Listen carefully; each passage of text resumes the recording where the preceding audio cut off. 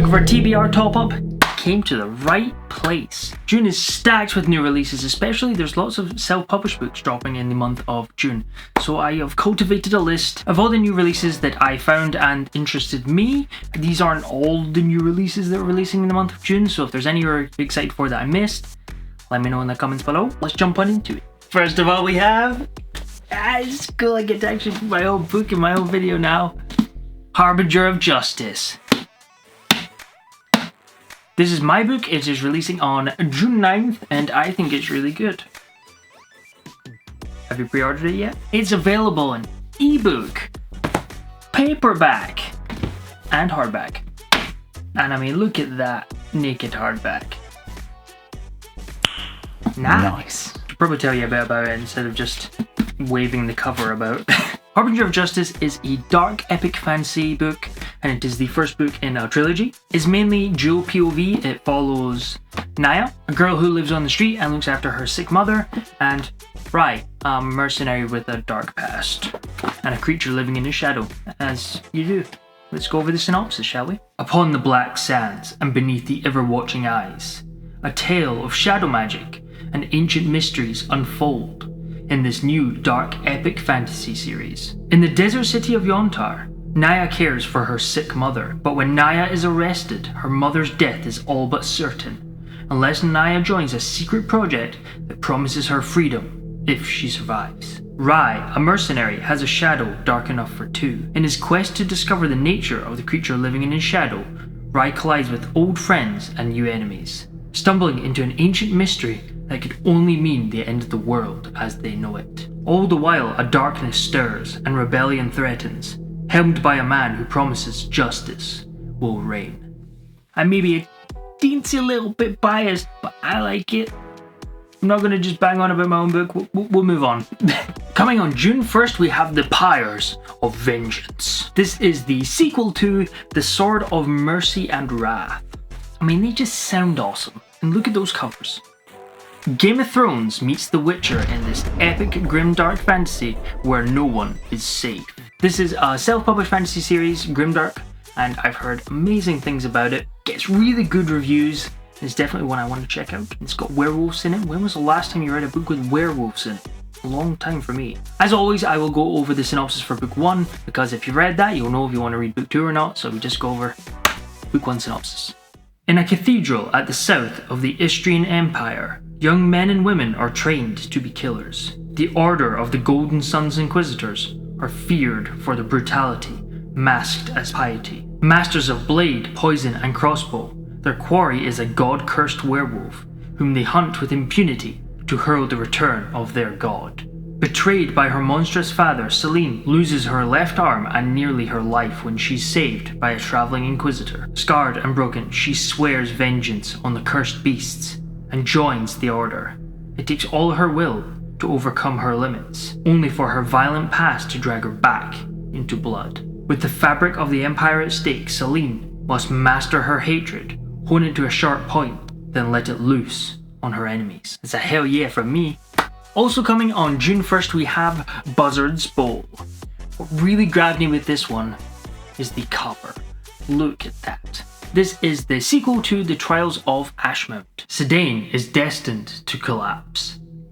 Across a world rife with blood, betrayal, and brutality, 5 people wade through unexpected tragedies. An egotistical student, a fleeing refugee, a nomadic warrior, a fallen noble, and a criminal in hiding navigate the sinister dealings of the politicians, 2 sudden wars, and nefarious lies that surface at Ashmount, a university dedicated to teaching the 5 branches of magic. Survival means adapting or dying. Really intrigued by this book. That's a lot of different point of views. 5 point of views? I know school settings are really popular, so if you want to check out a school setting with a magic school, Trials of Ashmount maybe? Coming June 6th, we have Waybound, the 12th and I believe final Cradle book. Will White is a behemoth in the self-pub space, and this Cradle series is hugely popular. 12 book series is so impressive, and I'll be very interested to see how the last book is reviewed. I do eventually want to read the Cradle books, and the fact that they'll all just be there very good for just binging through it. This is a progression fantasy series. I've also heard it compared to anime a lot. Let's look at the premise for Unsouled, book 1 of the Cradle series. Sacred artists follow 1,000 paths to power, using their souls to control the forces of the natural world. Lyndon is unsouled, forbidden to learn the sacred arts of his clan. When faced with a looming fate he cannot ignore, he must defy his family's rules and forge his own path. Again, super popular. Progression fantasy, 12 books long, book 12's coming out June 6th. I'm sure Cradle fans are very excited. On June 13th, we have The Surviving Sky. This Hindu philosophy-inspired debut science fantasy follows a husband and wife racing to save their living city and their troubled marriage, high above a jungle world besieged by cataclysmic storms. There is so much to unpack with that. Hindu philosophy-inspired debut science fantasy. Now that's certainly not a setup I've ever heard of before. That's really cool. Having this sort of Hindu philosophy inspiration weaved into a fantasy plot, I'm up for that, sounds good to me. And that setting, a living city high above a jungle world besieged by cataclysmic storms. It's just cool, it has the cool factor. This sounds like it'll be a very deep and meaningful story, and it sounds terrific. Coming on June 15th, we have The Combat Codes. This was originally self-published. It was in the SPFBO, the self-published fantasy blog-off, a couple years ago before it was picked up by Orbit. It is a science fiction, sci-fantasy blend. In a world long ago ravaged by war, the nations have sworn an armistice, never to use the weapons of mass destruction again. Instead, highly skilled warriors known as Griever Knights represent their nation's interests in brutal hand-to-hand combat. Murray Pearson was once a famed knight until he suffered a loss that crippled his homeland, but now he's on the hunt to discover the next champion.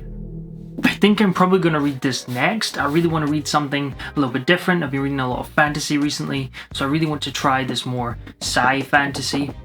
I've heard the action scenes are terrific. It even has a quote from Fonda Lee, the author of the Greenbone Saga, and she said, "That rare book that fully satisfies me as an action fan." So I think the combat will be really well done, and I'm just excited to read something a little bit different. And as a dragon, I think it's probably more symbolic than a dragon being in the book, but you never know. Releasing the day after, on June 16th, we have Isla's Reach, which vies for one of the best covers I've seen this year. I am friends with the author, Francisca, so I was lucky to get an early copy, and I have read the first couple chapters of not the final product, an earlier draft, and I'm really intrigued to read this properly now that it's done. It has some really cool magic stuff in the prologue and early chapters that I want to know more about. And look, it has animal companions, but not even just one. We have a wolf, we have an eagle, dragons. One catastrophe is all it takes. The world of Iona has forgotten the time when dragons ruled the skies and their Vidin riders controlled the wind. The Avandis War, started by the long-dead Cinead the Decayed, was won, but at the extermination of every dragon and rider. Evelyn, the last Vidin, has been hiding her entire life, but no more. Once she bonds with Oratem, the last dragon, her purpose quickly turns from being the shield for those she loves to the blade fights to survive. Found family, animal companions, dragons. What else can you ever want? And last but not least, coming on June 27th, we have Gods of the Wyrdwood from R.J. Barker, who is the author of the Tidechild trilogy. In a world locked in eternal winter and haunted by prophecy, a young boy trains for years to become the chosen one, only for another to rise and claim his place in the start of an unmissable epic from a rising star in fantasy. This is one I've got my eye on. I do want to see some early reviews, but it does sound really good. I love this sort of coming of age story, chosen one trope, but it's also flipped on its head in this case. In a world locked in eternal winter with haunting prophecy, that's just atmospheric and I love it. So that will do it for today. Thank you very much for watching. Let me know what you're going to be reading in the month of June. And if it's not Harbinger of Justice, make it Harbinger of Justice. I'm just gonna start threatening people. But in all seriousness, let me know if you're gonna pick any of these up, or if there's any new releases that I missed that are coming out in the month of June, and what you'll be reading, even if it isn't a new release. What are you reading in the month of June? I think I'm probably going to be reading Combat Codes first. I also want to read Assassin's Apprentice. I really want to start Hob because I know she's huge. I also really want to read Isla's Reach. It's going to be a busy month, but I'm so looking forward to all of them, so it's a good time. But yes, thank you for watching. Harbinger of Justice now does have a pre-order. I know that I've mentioned it a couple times and said it doesn't. It does now. It's only for the ebook. The physical copies are coming for release. I'm hoping they'll be ready on release. But yeah, thank you very much for watching. Outro. So many books.